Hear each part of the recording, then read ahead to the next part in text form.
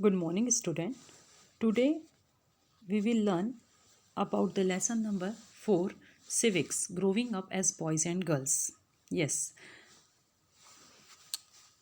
in this chapter we have to learn that how the girls and boys are growing in our society.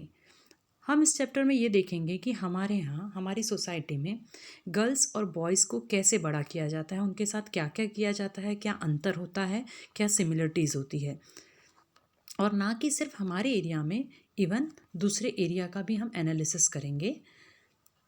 Gender justice is an important issue to be highlighted. सबसे ज़्यादा अगर हमारे यहाँ अगर कुछ highlight करने की ज़रूरत है तो वो है gender justice. Gender it means girls and boys, इनमें इनके साथ कैसा व्यवहार होता है, कैसा इनको बड़ा किया जाता है, कैसा गर्ल्स के साथ अलग व्यवहार, बॉयज़ के साथ अलग व्यवहार होता है, ये हम इस चैप्टर में देखेंगे. The society we grow up in teaches us what kind of behaviour acceptable for girls and boys, what boys and girls can or can not do. इस सोसाइटी में हमको ये पता चलता है कि गर्ल्स और बॉयज़ के साथ कैसा बिहेवियर होना चाहिए और गर्ल्स क्या कर सकती है, बॉयज़ क्या कर सकते हैं. The roles women play and work they do are usually valued less than the roles men play and the work they do. देखना आपको इस चैप्टर में ये दिखाई देगा कि वुमेन्स क्या काम करती है, उनका क्या काम होता है. यूजुअली उनको किस चीज़ कैसी वैल्यू दी जाती है और मेंस को कैसी वैल्यू दी जाती है. हम इसमें सबसे पहला टॉपिक देंगे, एक टॉपिक में देखेंगे कि सैमो आइलैंड है एक, उसमें कैसे ग्रोन अप होता है, किस प्रकार ग्रोन अप किया जाता है बॉयज़ और गर्ल्स का. The Samoa island are one of the large group small island in the southern part of the Pacific Ocean. ये पैसिफिक ओशन का सदर्न पार्ट है. In 1920s children are this island did not go to school. 20s में यहाँ पर बच्चे school नहीं जाया करते थे. Fishing was very important activity on island. Fishing बहुत ज़्यादा इंपॉर्टेंट एक्टिविटी हुआ करती थी.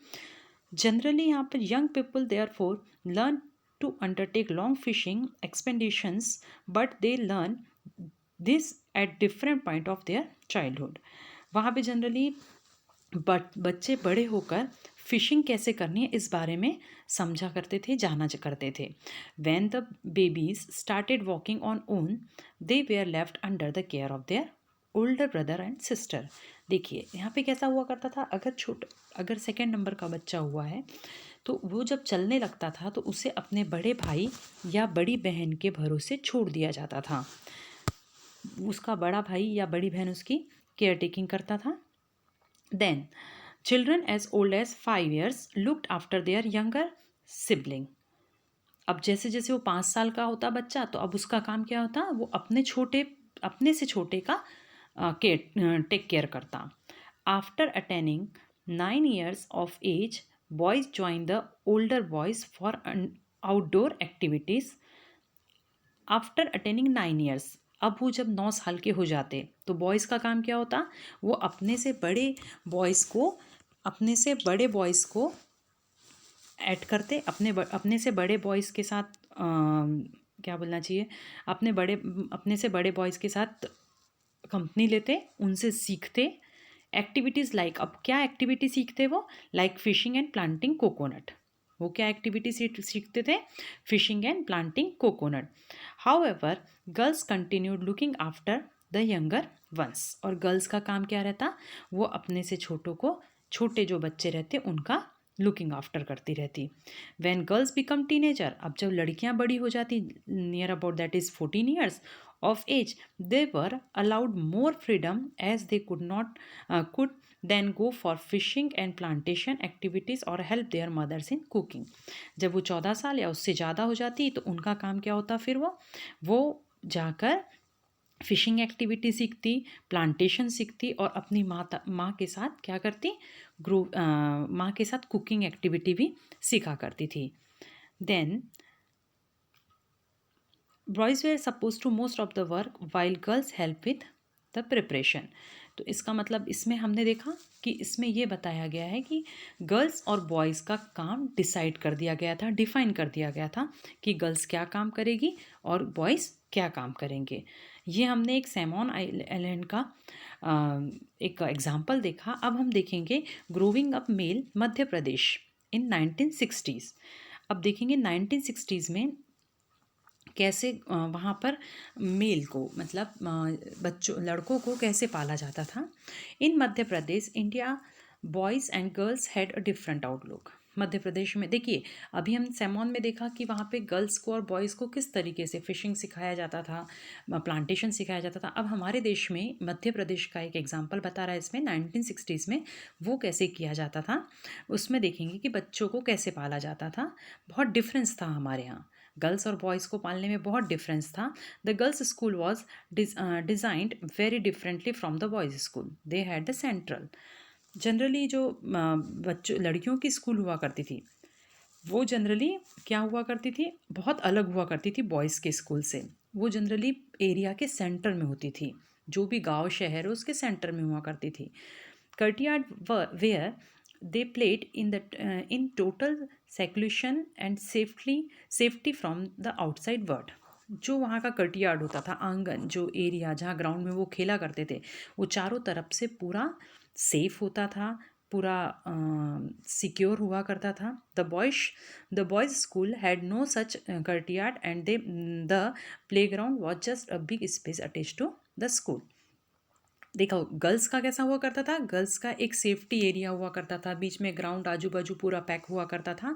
और बॉयज़ का कैसा हुआ करता था, बॉयज़ का एक पूरा फ्री प्ले ग्राउंड दे दिया जाता था उनको, जहाँ खेलना है वहाँ खेलो। वहाँ ऐसा कोई सेफ्टी मेज़र नहीं होता था, आजू बाजू से किसी प्रकार की कोई सिक्योरिटी नहीं हुआ करती थी। Then as a result the girls seem to be a more purposeful and disciplined as they walk in lines.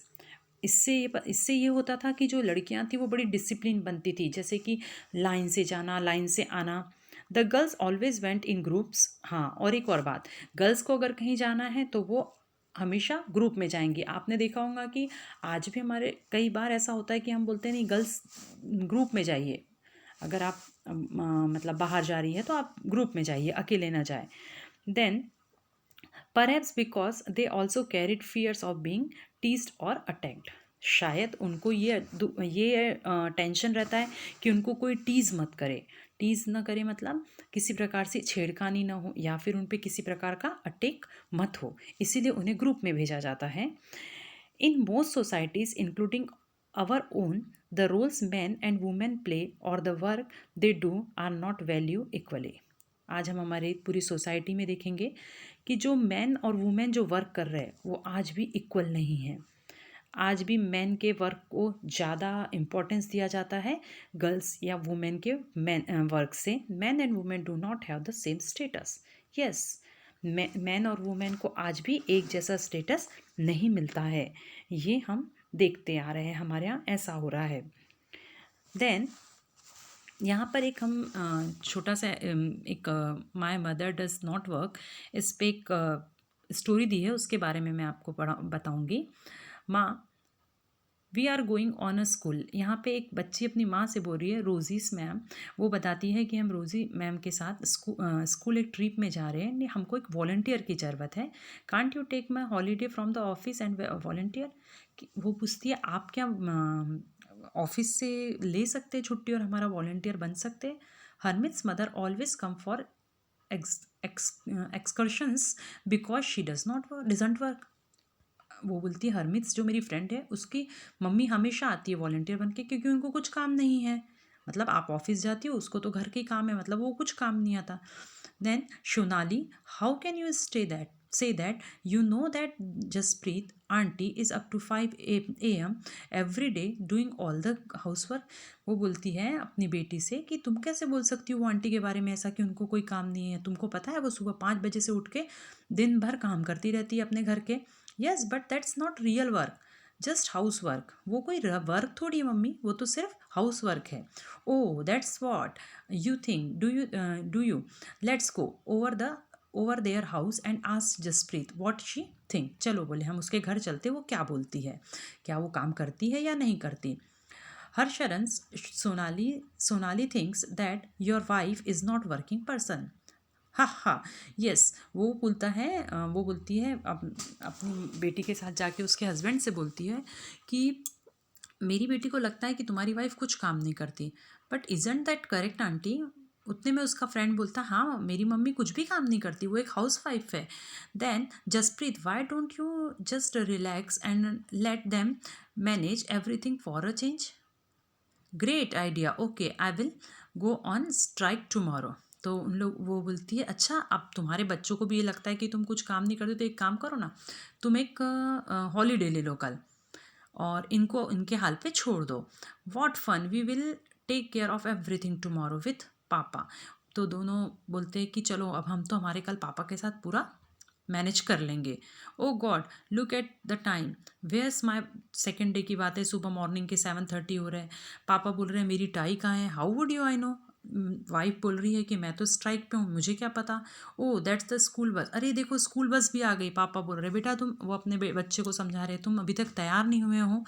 Then जैसे तैसे वो निकलते हैं, but what about the kids lunch, lunch बनाना रह जाता है जल्दी जल्दी में। तो वो बोलता है आई फॉरगॉट अबाउट दैट, अरे मैं तो लंच बनाना ही भूल गया। देन आई विल, वो बोलता है, उसके पापा बोलते हैं ठीक है मैं ना कुछ पैसे दे देता हूँ, तुम उससे अपना वर्क खरीद लेना, लंच ले लेना। माँ already give us money for that. उतने में बच्चे बोलते हैं कि हमको मम्मी ने पैसे पहले से दे दिया है। I am exhausted. उसके बाद इवनिंग 6 PM हो रहा है, हस्बैंड वापस आ रहे हैं। Forgot your strike, I will make some myself. अरे मैं तो भूल गया था आपकी अपनी तुम्हारी स्ट्राइक के बारे में, मैं अपने लिए कुछ बना लेता हूँ। The house look like a hit by a hurricane. वो बोलता है ऐसा लग रहा है कोई बहुत बड़ा तूफान आया था हमारा घर, ऐसा हमारा घर दिखाई दे रहा है। Did you expect it to remain the exactly the same condition in which you left it this morning dear. तो उसने बोला कि उसकी वाइफ बोलती क्या तुमने सोचा कि जैसा तुमने घर आज छोड़ के गया था तुमको शाम को वैसे ही मिलता है। Harmit, where on earth are the tea leaves. Harmit, where on earth are the tea leaves. I wonder if they still believe I don't work and how I have to remind them that चाचा ji and chachi ji are coming for dinner. Then अब वो बोलती है कि अगर मैं कुछ काम नहीं करती, अगर ये मेरा कुछ काम नहीं है, तो फिर मैं इनको कैसे समझाऊं कि काम किसको बोलते हैं। देन फिर वो बोलती है अब मैं ये अपने हस्बैंड को कैसे बताऊं कि चाचा जी चाची भी आने वाले हैं डिनर के लिए, तो अब वो काम कैसे करेंगे। मतलब इस स्टोरी का ये मतलब है कि हम जैसे एक वुमेन के काम को बिल्कुल वैल्यू नहीं देते, जो कि बिल्कुल गलत है। जैसा अपन ने स्टोरी में पढ़ा, can it is possible to do all the work by your father, can it is possible, no it can't be possible, but it can do by your mother easily. ये तुम्हारी मम्मी आसानी से कर सकती है लेकिन पापा नहीं कर सकते। Okay, then this chapter we will continue